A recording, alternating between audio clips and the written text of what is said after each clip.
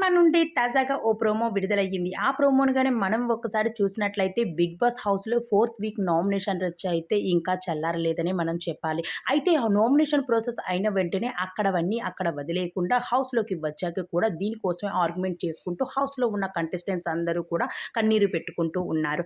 Nomination రచ్చ వీరి మధ్య ఎలా ఉంది అంటే మొదటగా అయితే యశ్విని అలానే పృథ్వీ మధ్య మంచి ఆర్గ్యుమెంటే వచ్చింది. అయితే వీరిద్దరూ కూడా సోనియా కోసమే ఆర్గ్యుమెంట్ చేసుకోవడం అయితే జరుగుతూ ఉంది.